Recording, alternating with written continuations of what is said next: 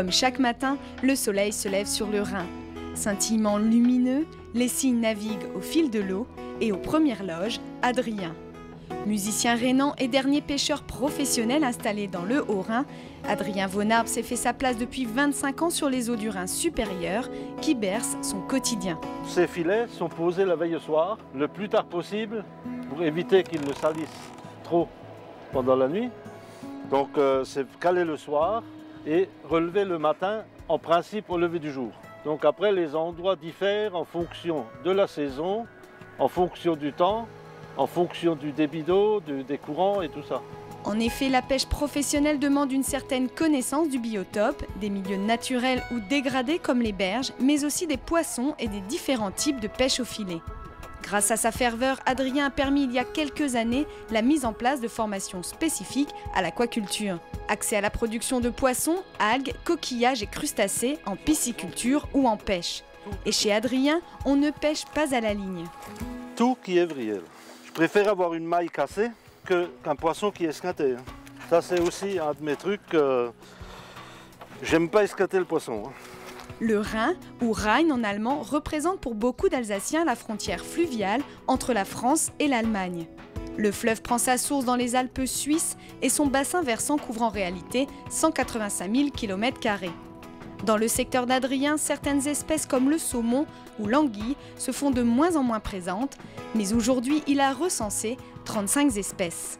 Comme la brème, le barbeau, le hautu, le chevenne, le gardon. Après il y a les carnassiers les plus courants. Il y a du brochet, il y a du sandre, il y a de la perche. On ne va pas à la pêche pour attraper du carnassier, donc les 10%, mais on va à la pêche pour attraper du poisson. Quelque part, c'est un retour aux sources, puisque fin du 19e, début du 20e siècle, les gens étaient quand même très contents de pouvoir consommer ces poissons. Seulement en ce temps-là, ces types de poissons, les gens, ils les consommaient avec la fourchette à bon Dieu. De retour à l'atelier, les poissons sont gardés dans des bassins pour offrir des produits frais et toujours sur commande. Une partie de la pêche est destinée à la restauration, le reste à la transformation. Des terrines sans conservateur, quiches et tourtes 100% maison avec le mélange de la pêche, des filets mais aussi du fumage.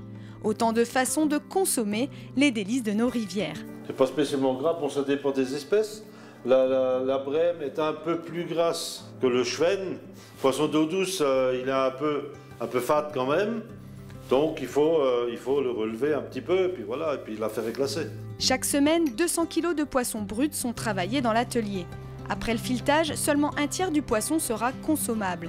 Alors pour valoriser la chair blanche du Rhin, Adrien a ses petits secrets. Je suis en train de couper ce qu'on appelle la goujonette.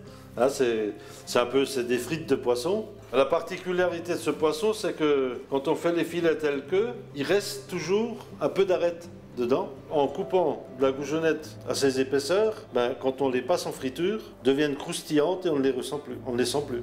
Roulées dans la farine, les goujonnettes partent en friture pour être blanchies une première fois, puis dorées avant d'être consommées avec une salade fraîche. De vous à moi, c'est un vrai régal. Paul, lui, comme tous les grands enfants, part à la pêche au souvenir. Chers amis du terroir, bonjour. Savez-vous que les terre-neuves étaient utilisées dans le temps pour tirer les chariots des poissons sur les pontons glacés? Parce que contrairement aux chevaux et leurs sabots, eux, avec leurs griffes et leurs coussinets, ils ne dérapaient pas. Et savez-vous que ça, alors ça c'est un souvenir d'enfance auquel je tiens très très fort. Parce que ça, je le remplissais dans le temps avec des fritures de goujon, des fritures d'ablettes, des fritures de vairons.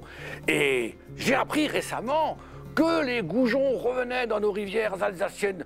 Mon Dieu, mais bientôt je vais pouvoir à nouveau déguster une bonne friture de grassa, une bonne friture de goujon. Mais c'est une merveille ça!